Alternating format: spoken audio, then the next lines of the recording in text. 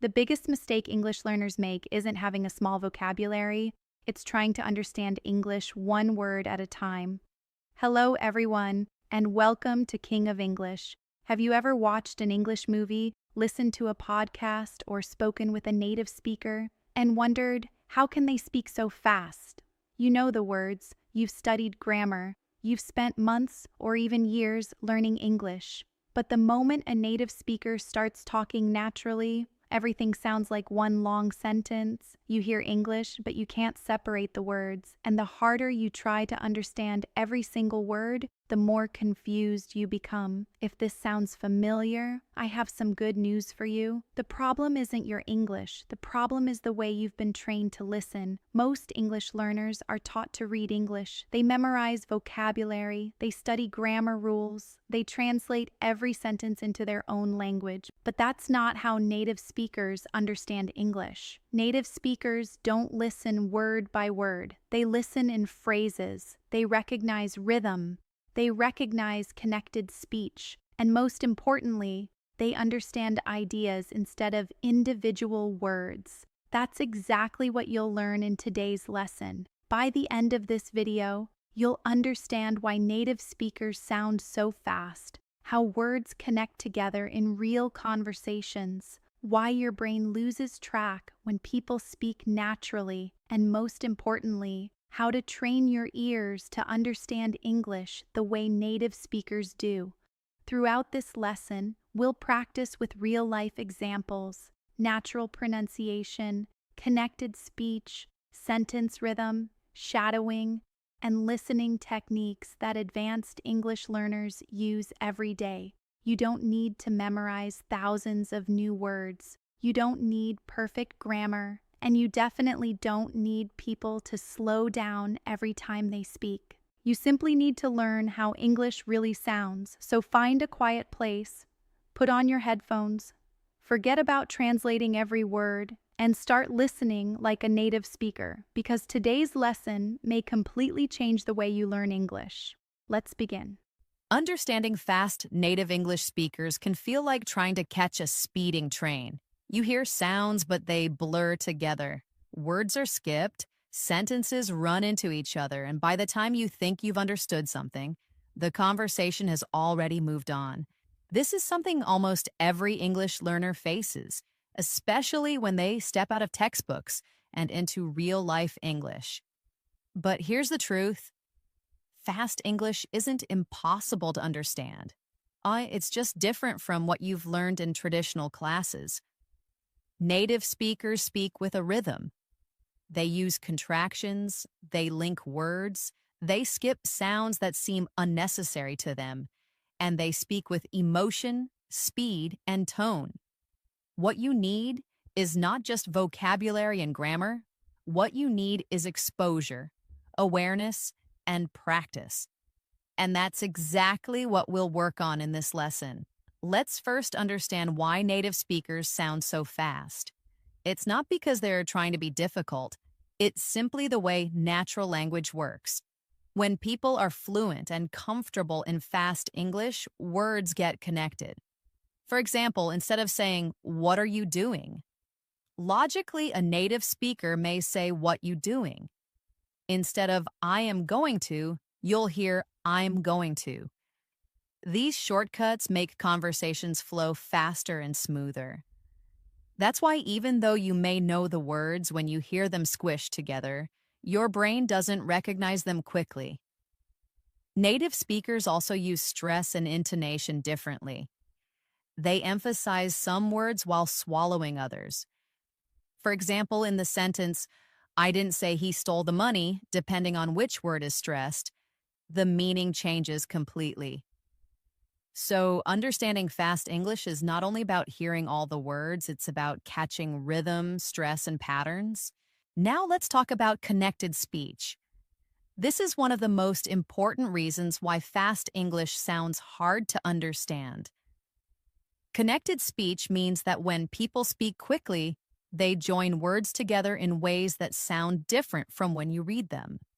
For example, "Do you want to eat?" becomes "Do you want to eat?"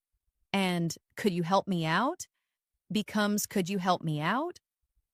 The sounds blend. Sometimes letters are dropped, like the T in want to, and sometimes new sounds appear between words, like a I sound or a soft ch.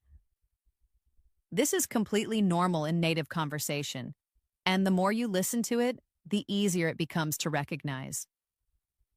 Let's try a simple listening practice together. I'll say a sentence slowly first, then naturally. You try to hear the difference. First, slow. Did you eat already? Now, naturally. Did you eat already? Did you hear that change? Did you becomes did ya. Try repeating it after me. Did you eat already? Let's try another. Slow. What are you going to do? Now fast. What are you going to do? Try repeating it. What are you going to do? These may seem difficult at first, but repeating them daily helps your ears get used to natural patterns. Listening and repeating is one of the best ways to improve. You don't have to understand every word at first. Just start by recognizing the pattern. That alone will give your brain a huge head start in future conversations. Now, here's a helpful exercise you can do every evening. Take a short conversation clip from a movie, TV show, or a YouTube video. Listen to it once without subtitles.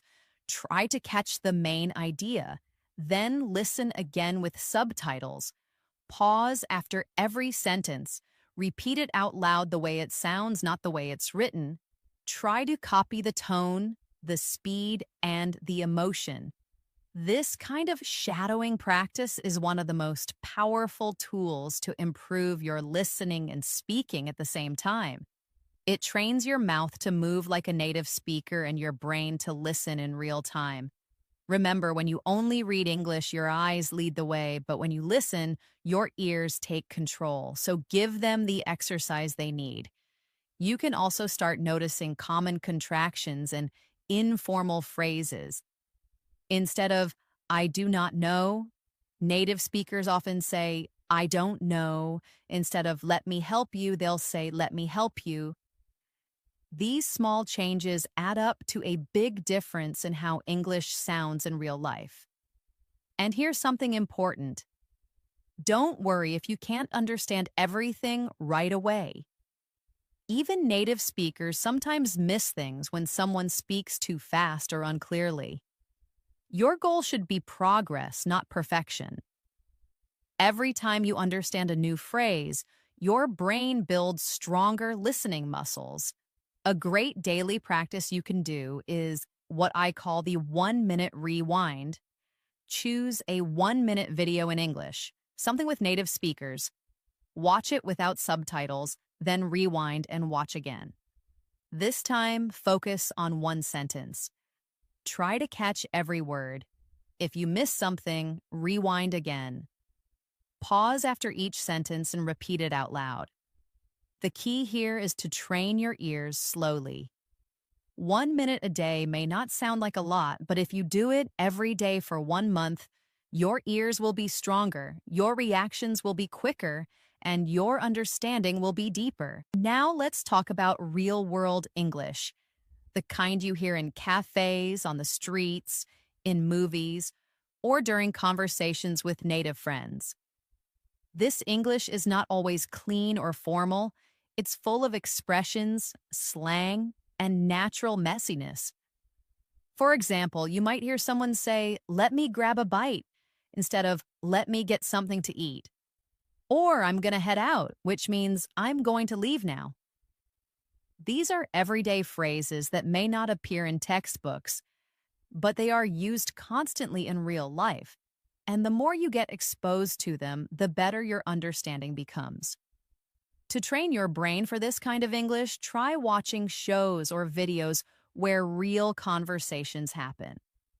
Choose content with subtitles first, then move to videos without subtitles.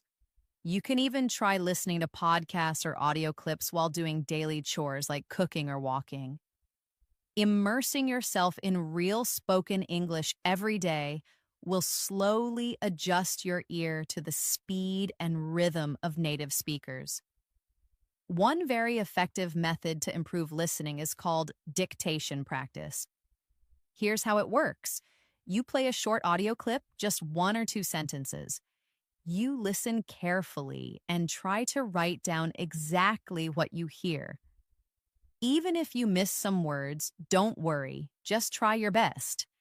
Then play it again and fill in the missing parts. Do this 2 or 3 times until you think your sentence is complete. Finally, compare it with the transcript or subtitles. This simple exercise helps you notice which words are difficult to catch and why. Maybe they're being connected, maybe they're reduced, or maybe you just haven't heard them enough times before. Dictation helps improve your concentration, memory, and spelling all at the same time.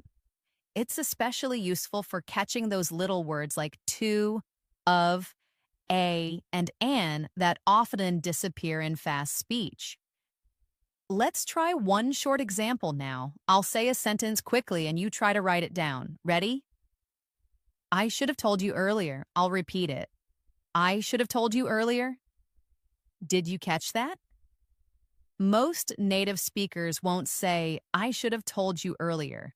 They'll say, should have. One small blended word. Go ahead and repeat it. I should have told you earlier. That's how real English sounds. The more you practice hearing and writing these sentences, the easier it becomes to follow fast conversations. Now let's talk about chunking, a very powerful way to improve understanding. In natural speech, people don't speak word by word. They speak in chunks or groups of words. For example, instead of hearing, how are you? As 3 separate words, your brain should hear it as one sound. How are you? Instead of, do you want to go? It's heard as, do you want to go? These chunks come from common patterns and repeated phrases. When your brain begins to recognize these as full units, you won't have to translate word by word anymore. This means your brain will work faster and more efficiently. So how do you train for chunking? Simple, by listening to the same phrases over and over in context. Watch interviews, dialogues, or shows where the same structures appear. Repeat them out loud. Make them part of your daily language. Soon you'll start recognizing the chunks automatically, even in fast speech. Another practice method that helps a lot is what I like to call the listen and imagine method. This helps you follow fast English using mental pictures. For example, if you hear someone say, we grabbed some coffee and headed downtown, you don't need to think about every single word. Instead, picture it. Imagine 2 friends getting coffee and walking into the city. This kind of mental visualization connects language with real experience. It improves understanding without needing to slow things down. You stop translating and start experiencing English. That's how native speakers understand each other. Not by analyzing every word, but by processing ideas quickly. Practice this by listening to short dialogues and trying to imagine the scene like a movie in your mind. It makes the language come alive. Now let's do a little imagination practice. Close your eyes and listen carefully. Imagine this scene. She ran out of the house, jumped into the car, and drove off without saying a word. Did you see it in your mind? That's the goal. You didn't need to understand every syllable. You followed the meaning because you connected it to a picture. This helps even more when native speakers speak quickly. Instead of catching individual words, your mind catches the whole meaning. That's a powerful skill, and you can build it with just 5 minutes a day of this kind of practice. At this point, it's also important to talk about patience and mindset. Understanding fast English is not something that happens overnight. It takes time, and it's okay if you don't understand everything right away. The key is not to give up.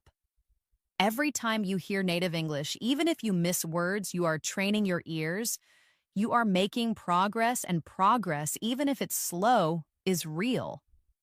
Think of listening like exercise. The more you do it, the stronger you become. It's not about catching every word, it's about catching more words today than you did yesterday. Celebrate those small wins, and you'll feel motivated to keep going.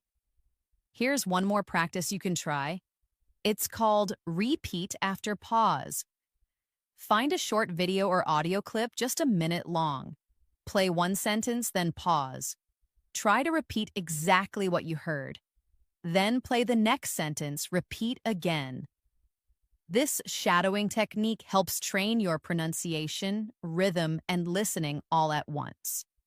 The more you practice, the more fluent your speech becomes, and the better your ears get at catching fast English. Even 5 minutes a day with this method can make a huge difference over time. As we continue, I want to share one very helpful habit that many fluent English learners use. It's called active listening. Active listening means you don't just hear the words. You try to understand what's behind them. You pay attention to the tone, the emotion, and the speed. Native speakers often speak quickly, but they also slow down or raise their voice when something is important. For example, if someone says, "I really don't want to go," the word really is stretched and emphasized. This is a clue. It tells you the speaker's feeling is strong. You don't need to understand every word to get the message. You just have to listen actively. Practice this by watching short dialogues and noticing how people express emotions with their voice. Soon you'll start catching meaning even when the language is fast. Another way to improve is by building your background knowledge. Let's say you're watching a video about shopping or travel or food. If you already know a little about the topic, it's much easier to follow along, even if the speaker is fast. Why? Because your brain already expects some of the vocabulary and structure. It can predict what's coming next. This is called context-based understanding. So try to choose listening material related to topics you're familiar with. If you like cooking, watch cooking videos. If you love sports, listen to sports commentary. Your brain will fill in the blanks more easily when the subject is familiar. This builds both listening confidence and vocabulary at the same time. Let's do another small exercise to apply what we've learned. I'll describe a scene in fast but natural English. Try to catch the main idea and build a picture in your mind. Here we go. So I was running late for work, spilled coffee on my shirt, missed the bus, and had to call a ride just to make it to the meeting. Now pause. What happened here? You might not have caught every word, but you probably understood that the speaker had a rushed and stressful morning. That's the goal. Focus on the meaning, not perfection. Real English is about understanding the message, not catching every syllable. Let's talk about pronunciation now, because this is a key to understanding native English. Native speakers connect words in ways that might feel strange to learners. For example, what do you want to eat? It becomes, what do you want to eat? Or did you see it? Becomes, did you see it? These connections are completely natural, but they make the sentence harder to understand if you're expecting perfect word separation. One way to get used to this is by practicing connected speech yourself. Try to repeat what you hear exactly how you hear it. Say gonna instead of going to. Say wanna instead of want to. This may feel informal, but it's how English is actually spoken. And understanding connected speech is one of the fastest ways to improve your listening. Another practice technique is the echo method. Play a sentence from a native speaker and then immediately try to repeat it with the same speed and rhythm, like an echo. For example, if the sentence is, "I can't believe he said that," you repeat it right after with the same energy and pace. This helps your tongue and brain get used to how fast English feels. At first, you might miss words, but after a few tries, you'll notice improvement. This method not only helps you understand fast English, it also helps you speak more naturally. Now, let's touch on a big challenge: unfamiliar accents. Not all native English speakers sound the same. There are American, British, Australian, and many other accents. And even within those countries, there are different regional ways of speaking. For example, someone from New York may speak differently from someone in California. Someone from London may sound very different from someone in Scotland. So how do you train for that? Expose yourself to as many accents as possible. Watch videos from different English-speaking countries. Listen to podcasts, interviews, or even songs with various accents. This helps your brain become flexible. It stops expecting just one correct way of speaking, and that flexibility will allow you to understand people no matter where they're from. Here's a short scene using an informal American accent. "Hey man, I'm heading out soon. You coming? Or nah?" Notice the dropped G in heading and coming and the use of casual phrases. These are very common in friendly conversations. Try repeating it a few times. "Hey man, I'm heading out soon. You coming or nah?" The more you listen and repeat, the more natural this kind of English becomes to you. Now let's add a few tips for watching English movies or shows. First, don't worry if you don't understand everything. Start by watching with subtitles in English. Watch one scene, then replay it without subtitles and see how much you can understand. Try pausing after each line and repeating it out loud. You can even write down useful phrases. For example, in a movie scene where someone says, "We've got to hurry or we'll miss the train," you can note that "we've got to" is another way of saying "we have to." These small discoveries make you more comfortable with real English and help you build a stronger listening vocabulary. Next, let's look at how songs can help you. English music is a fantastic way to train your ears. Choose a song you like and look up the lyrics. Listen once without reading, then listen again while reading the lyrics. Finally, try singing along. This method helps you get used to natural rhythm, intonation, and word linking. Many song lyrics use everyday language. For example, in the song "I'm Going to Find Another You," the phrase "gonna" is used instead of "going to." These details teach you how real people speak. And because music is fun and emotional, your brain remembers it more easily. Let's take one more practice paragraph together. I'll say it naturally and a little fast. Try to follow along. "We were supposed to meet at 7, but I got stuck in traffic and then couldn't find parking, so I ended up getting there almost an hour late."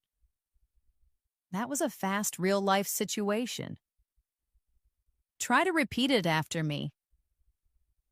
"We were supposed to meet at 7, but I got stuck in traffic and then couldn't find parking, so I ended up getting there almost an hour late."